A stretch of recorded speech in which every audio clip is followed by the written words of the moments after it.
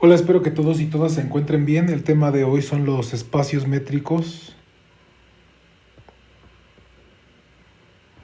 completos. O para ser más específicos, el día de hoy se va a introducir esta noción y comenzaremos desde los ingredientes más básicos. Entonces, para que se recuerde sin problema alguno,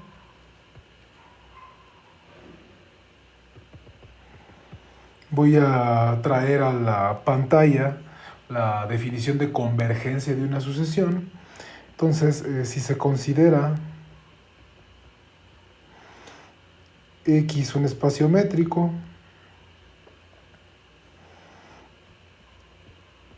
y AN una sucesión en X,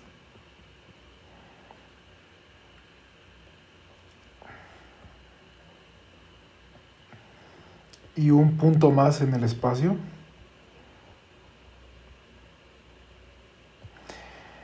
se dice que la sucesión converge al punto A si y solo si,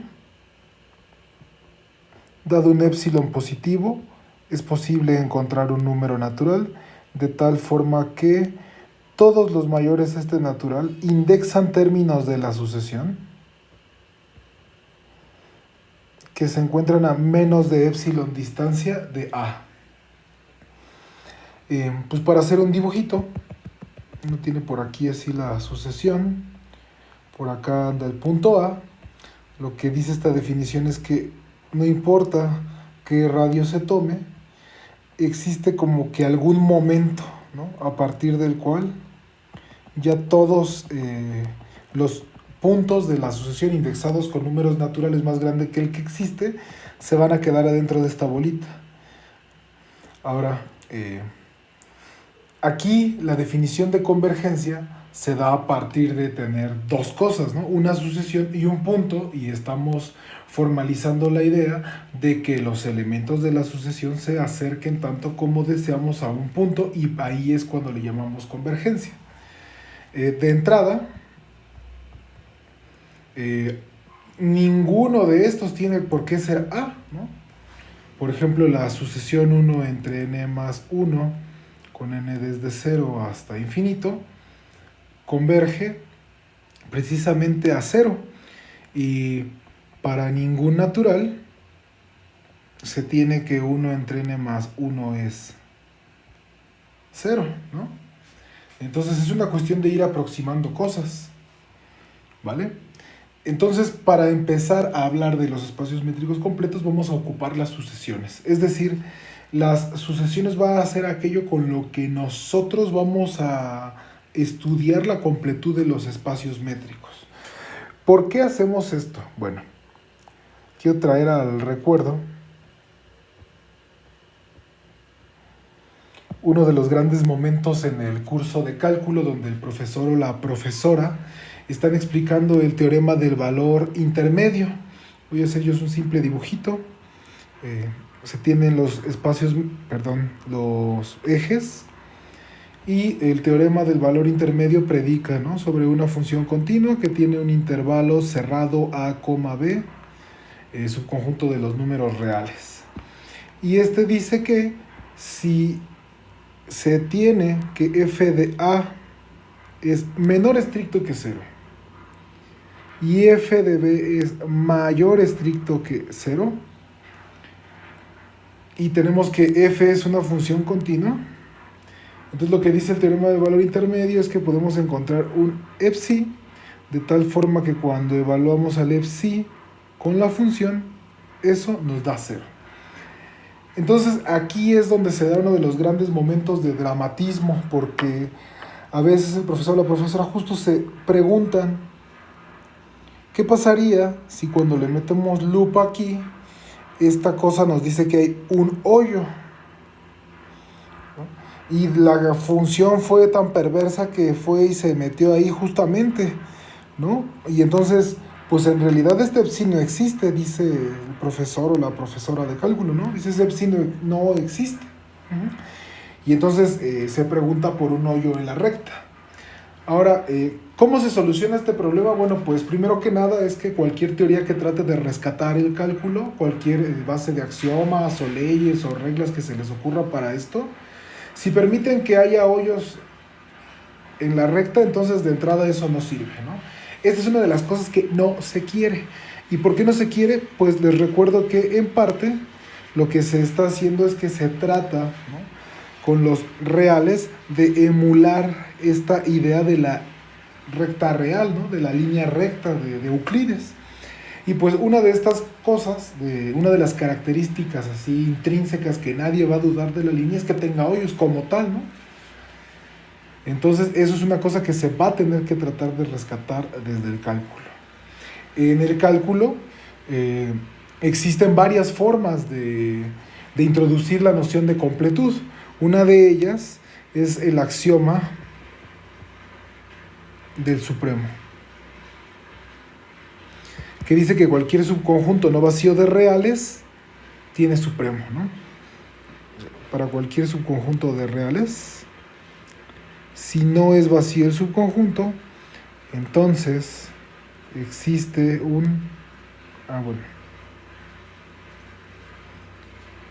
si no es vacío y A es acotado, de esto se tiene que existe un número real con la propiedad de que el supremo del conjunto A es ese punto. Existe el supremo, pues, ¿no?, de los subconjuntos no vacíos y acotados de los reales. Y precisamente se dice mucho en el curso de cálculo que esto es lo que garantiza que no haya hoyos en la recta. Ahora, en algún momento lo dije, no recuerdo si fue en los videos anteriores, este principio del axioma del supremo no tiene otra cosa que ver más que con el orden, ¿no? A es acotado. Eso significa que se puede encontrar un número real de tal forma que para cualquier elemento de A, el real queda por arriba. Y el supremo, que el supremo de A sea B, también tiene un significado que meramente tiene que ver con la teoría del orden, ¿no? Eso significa que B es cota superior de A, o sea, B es mayor o igual que A para cualquier elemento de A, y B es la menor de las cotas superiores.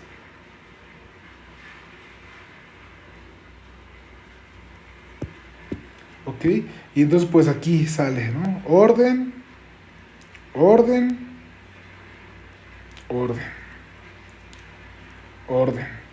Entonces esto pues de lo que me está hablando es de una cosa de orden, ¿no? Esto es una situación, nada más me pide que no sea vacío, aquí hay un real, ahí no está abordando ninguna estructura en específica, subconjunto, bueno, y entonces esta cosa me está hablando merititamente del orden de los reales, ¿no? Aquí no le importa aquella suma, producto, multiplicación, valor absoluto, norma, nada, ¿no? Aquí lo único que le importa es que haya orden. Básicamente, si se viviera en un universo donde solo se está tomando en cuenta así los reales con su orden, el axioma del supremo, viviría a sus anchas, ¿no? No se sacaría de onda por nada. Entonces se dice, bueno, ¿y las demás operaciones, el valor absoluto, qué onda? Ok, bueno, hay otras nociones o axiomas que se introducen para garantizar la completud del objeto final, ¿no? Otro de estos, pues, es el mismito, nomás lo pongo por cultura, el axioma del ínfimo, lo cual se puede ver que son equivalentes. Otro principio aquí que suele emplearse bastante es el principio de intervalos decrecientes cerrados y encajados. ¿Qué dice esta cosa? Bueno, esta cosa dice que para cualquier familia de intervalos cerrados a n,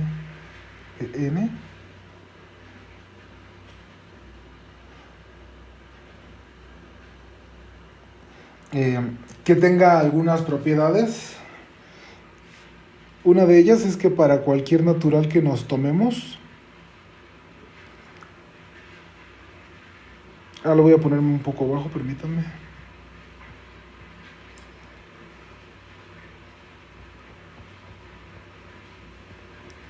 Es que el intervalo indexado con el sucesor está contenido en el que está indexado solo con la n, ¿no? O sea, la familia por contención va siendo más pequeño, ¿no? Si m es mayor estricto que n, entonces el intervalo a sub m, b sub m está contenido en a sub n, b sub n.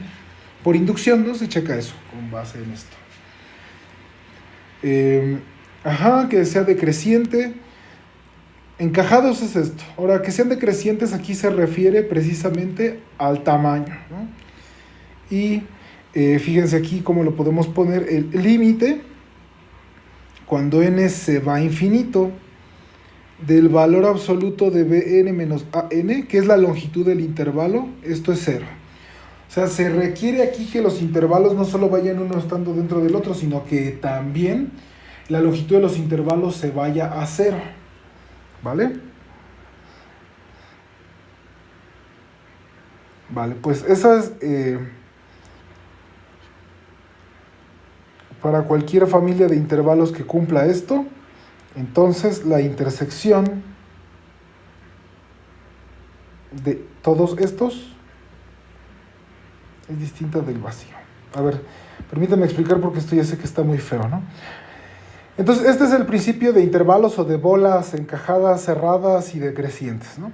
Lo que quiere decir es que dame una familia de intervalos cerrados de R que tenga la propiedad de que para cualquier número natural que se nos dé, el intervalo vaya estando contenido entre la n esté más grande en los de n más pequeñas, y que también si se considera la sucesión de longitudes de los intervalos con el mismo índice de los extremos, esas longitudes tienden a 0, entonces la intersección de toda la familia es distinta del vacío. Este es un principio un poco más complejo. Aquí se habla de intervalos y también se habla aquí ya de una medida, ¿no? De un tamaño, de una distancia, ¿no? Aquí fíjense que se chocan dos conceptos, ¿no? Por un lado, se tiene el concepto de longitud del intervalo y por el otro la de métrica, ¿no? O distancia.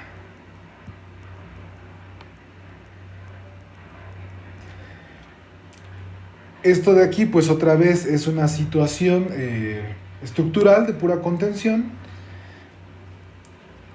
Y entonces aquí lo que nos está diciendo es que cada que se cumple esta propiedad, esta intersección es distinta del vacío. Pues precisamente el que, más bien, esa intersección es distinta del vacío o lo va a hacer por la completud de los reales, pues, ¿no?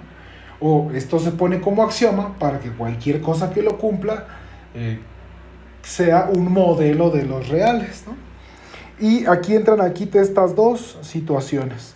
De hecho, más adelante se caracterizará un espacio métrico completo con algo similar a esto de aquí, ¿vale?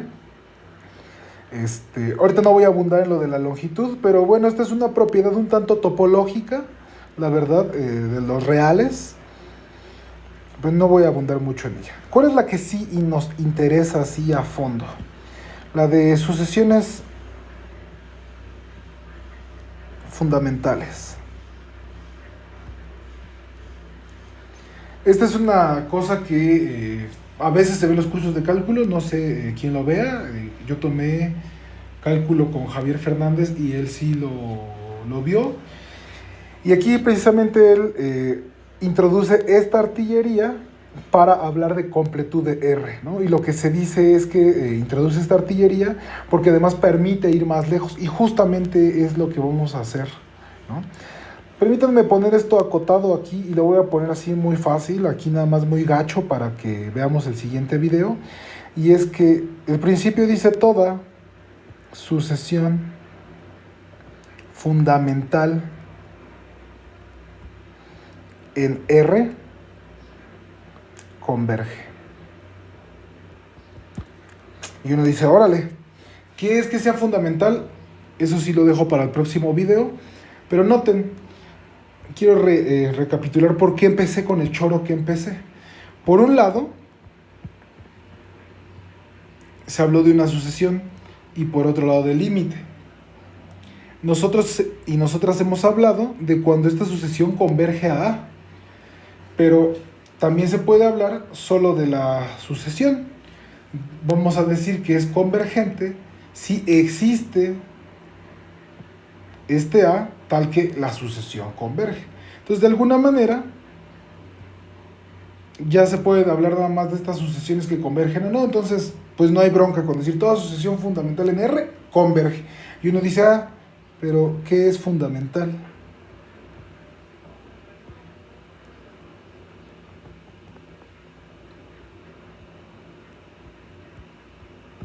Y bueno, pues eso ya lo voy a definir limpiamente en el siguiente video para que este se quede más bien con las ideas sucias, ¿no? Lo que sí les puedo decir aquí es que es un teorema que estas tres, o cuatro creo que puse, ¿verdad?, son equivalentes. Pero esto de nuevo pues solo va a ocurrir en los reales. Así esta era D, esta de aquí atrás. Esta es D.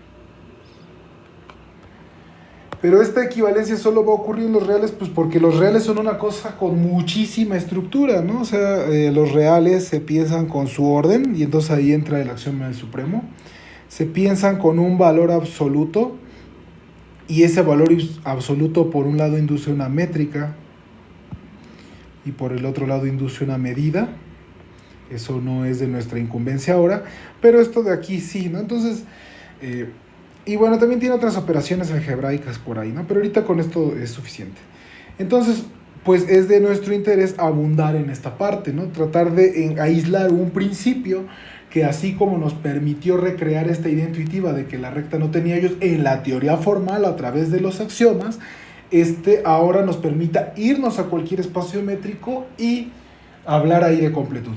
Y pues precisamente como ya se pudo definir la sucesiones y convergencia en los espacios métricos, pues es esto de las sucesiones fundamentales lo que vamos a ocupar. Y eso pues ya lo hago bien en el siguiente video.